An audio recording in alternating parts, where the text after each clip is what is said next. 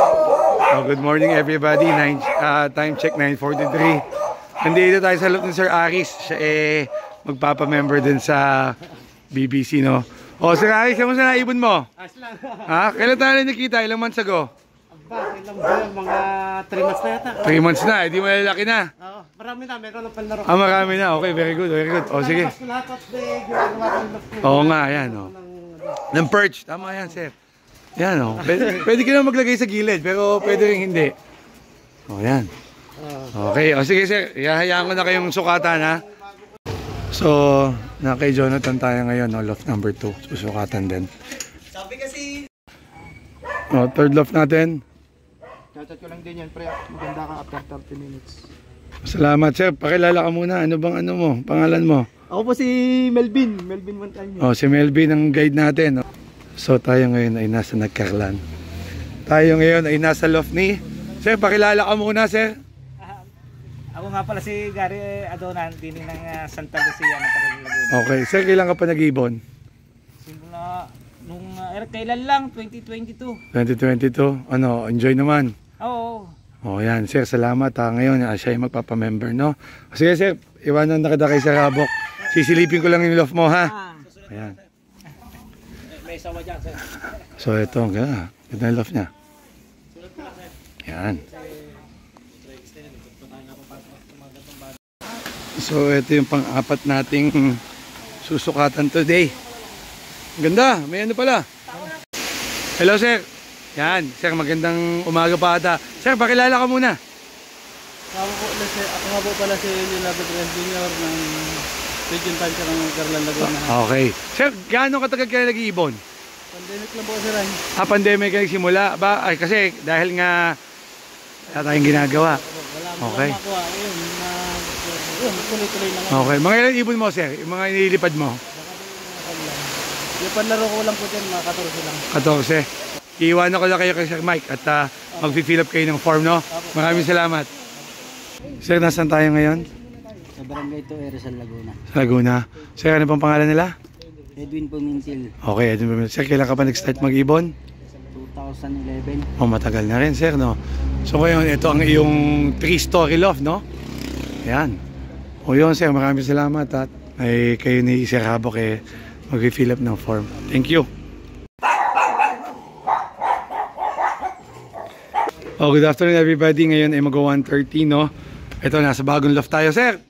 Pwede mo matanong kung anong pangalan ninyo? Chris Coronado. Chris Coronado. Sir, kailan ka lang start mag-ibon? 2019. 2019. Kamusta naman ang pag-iibon? Matagal gulong pero nakachamba lang isa. So, ito ba kinong-consider mo isang hobby or isang sport? Parang parehas na rin kasi ano, hobby mo na tapos na parang nalilibang mo pa rin. Okay. Sir, dun sa from 2019, no? Ano yung memorable mong karera? Ito, last NDR lang. Last NDR, ano nakuha mong pwesto? First overall OB at first overall YB. Yung congratulations, sir, ha? Salamat, sir. Okay, sir, magkano tong loft mo? Magkano naubos mo dyan? Hindi ko na po alam kung Hindi mo natanda?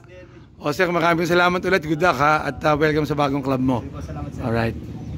Oh, good afternoon. Today kasama natin si, sir, pakilala kayo? JP Dorado pa. O, ito ang kanyang loft. Sir, kailan kayo nag-start mag-ibon? Mga 1 year lang po siguro. 1 year. So, ba't ka pumasok sa pag-iibon? Anong dahilan? Dati po kasi nung bata pa, mahilig talaga ako sa ibon. Okay. Yung anak ko, nakagusto din po mag-ibon. So, pareho kayo ngayon. Katuwang mo ba yung anak mo? Nung malaon, yung parang Chris ko po, yun, na parang nahatak niya rin ako Okay. para sumali sa race. O, yun. O, anyway, maraming salamat, Sir JP, ha? Tsaka good luck sa pag-iibon nyo. Okay. O, mga sir, time check, no? 3:37, nandito kami kay Sir Ryan ng Liliw, Laguna. So, in-invite na kami mag-lunch. O, time check, mag-aalas 4 na. O, magandang hapon ulit. Sir, pakilala muna kayo. Ako pala si Ryan Enriquez dito sa bayan ng Liliw. Yun. Sir, kailan ka nag-start mag-ibon? Siguro mga 1 year na mahigit. 1 year. Bakit kayo nag-ibon? Una-una, nung bata kasi ako, nakapagkalapati na ako. Okay. Ngayon, nung edad na ako at nagkaroon naman kami sariling bahay, doon ako nag-start na magtayo ng ulop uli. Yun. Kalapati uli. Sir, ano ba sa inyo ang pag-iibon? Hobby, sport, ano ba? Anong category sa'yo? Ibon kasi hobby yan. Kumbaga, kung talagang gusto mo yan, gusto mo yan. Kumbaga, manalo ka man o hindi, okay lang sa'yo kasi habit mo yan. Okay. Talagang kuhan. Meron ba kayong memorable na karera sa North or South? Yung resulta nyo, o kahit hindi man, ano yung memorable na uwi ng ibon nyo sa inyo? Meron ako naging history na talagang hindi ko makalimutan. Nilaro ko siya ng summer, ginanap sa South. Medyo okay naman naglilipad sa pan race, nag second overall at 10 overall naman sa free pan race at nag 5th overall sa Young Bird. Ayan, si Ryan. Si Sir Ryan kasi kaninang umaga nakasama namin siya. And then napaka-gracious niya. Sabi niya sa amin, Sir, sa bahay na kayo magtanghalian. So inabot na nga kami ng 3:30. So maraming salamat kay Sir Ryan Enriquez kasi nga in-invite niya kami ng kumain ng lunch.